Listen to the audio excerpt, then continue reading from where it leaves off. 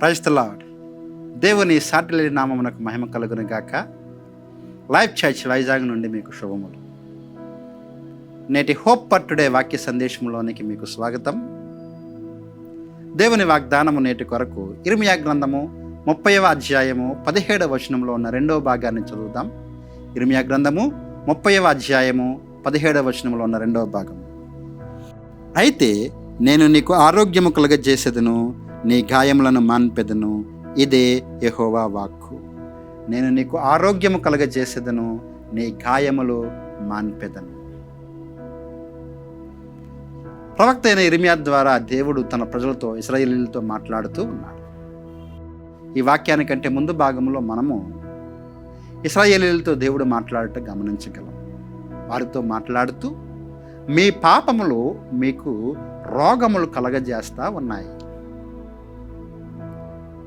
అయితే వాస్తవానికి పాపముల ద్వారా వచ్చే రోగాలు, పాపముల ద్వారా చేయబడుతున్న గాయాలు అనేవి ఎవరూ కూడా మానపలేనివిగా ఉన్నాయి అని ఆ ముందు భాగంలో మనం చూస్తాం. మన జీవితాల్లో కూడా మనము అనేక రోగాల చేత బాధించబడుతూ ఉన్నాం. రోగములు అనగానే అవి శారీరకమే కాకపోవచ్చు, కొన్నిసార్లు ఆత్మీయ రోగముల చేత, మానసిక రుగ్మతల చేత మనము బాధింపబడుతూ ఉండవచ్చు. అలాగే గాయములు శరీర గాయములే కాదు, కొన్నిసార్లు మనసుకు కలిగే గాయములు, మన యొక్క హృదయములో మనం ఎవరితోనూ చెప్పుకోలేకుండా ఉండే గాయములు అనేకమైనవి ఉన్నాయి.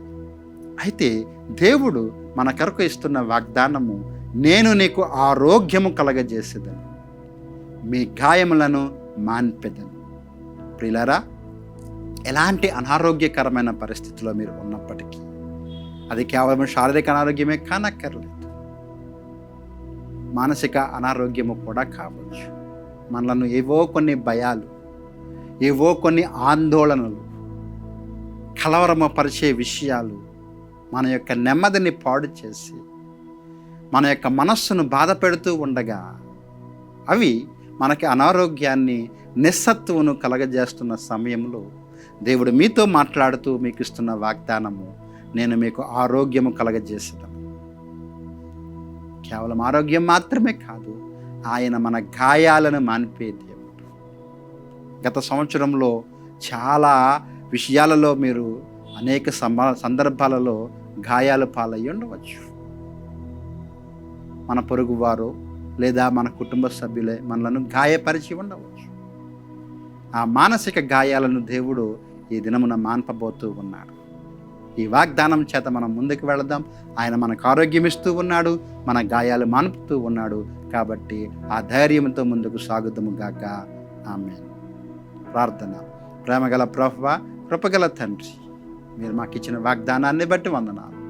ఇదిగో నాయన, మా ప్రియులు అది శారీరక బలహీనత అయినప్పటికీ, మానసిక బలహీనత అయినప్పటికీ, ఆత్మీయ అనారోగ్యమైనప్పటికీ కూడా ఆరోగ్యం ఇచ్చేదనని మీరు చేసిన వాగ్దానము వారి జీవితంలో నెరవేర్చి ప్రభువా, వారి గాయములను మాన్పి ఇదిగో దుఃఖము స్థానంలో సంతోషమిస్తారని నమ్ముచు యేసు నామములో ఈ ప్రార్థన అడిగి వేడుకుంటున్నాము తండ్రి. ఆమేన్. God bless you friends.